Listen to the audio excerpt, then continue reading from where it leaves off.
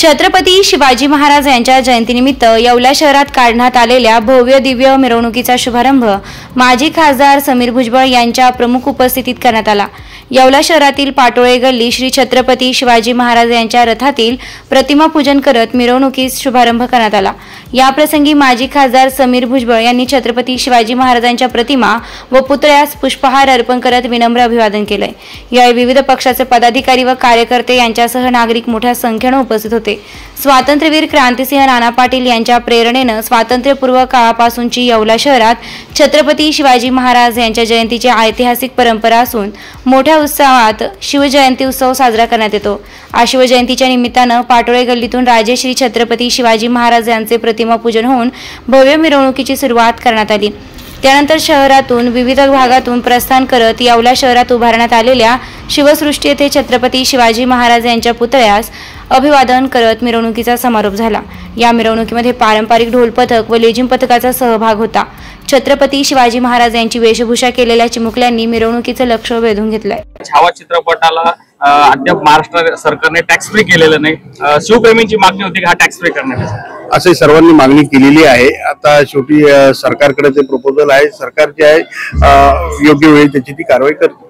नेता याने विकिपीडियावर शंभू महाराजांविषयी आक्षेपार्ह वक्तव्य केलं होतं। यानंतर मोहीम हाती घेण्यात आली, ते वक्तव्य हटवण्यात आलं। 24 तासकडनं ही मोहीम घेण्यात आली होती, ते वक्तव्य हटवण्यात आलं। मात्र पुन्हा त्या कमाल खाननं जेम्स लेनच्या पुस्तकाचा संदर्भ घेत पुन्हा ते वक्तव्य केले।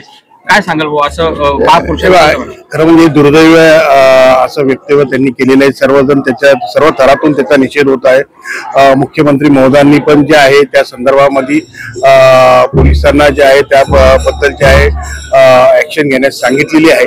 आणि खरं म्हणजे असं हे वक्तव्य सर्वांनी टाळलं पाहिजे, कारण महाराजांप्रती जो आदर महाराष्ट्रातील देशातील जगातील सर्व जनतेला आहे। आणि असे काही लोक जे आहे ते दूषित वातावरण ते पण जयंतीच्या काही दिवसाआधी करतात, ते हे अत्यंत निंदनीय आहे। त्याचा आम्ही सर्वजण निषेध करतो आणि त्यांच्यावर कडक कारवाई व्हायला पाहिजे, जेणेकरून पुन्हा असे कुणी वक्तव्य जे आहे इतरही कोणी करू नये अशी भूमिका जी आहे सरकारने घ्यायला पाहिजे, अशी मी सरकारला विनंती करतो। येवल्यातील ऐतिहासिक अशी शिवजयंतीचं आपण उद्घाटन केलेलं आहे मिरवणुकीचं, काय सांगाल? शिवजयंती निमित्त मी सर्व येवलेकरांना आणि महाराष्ट्रातील सर्व बंधू भगिनींना मनापासून शुभेच्छा देतो।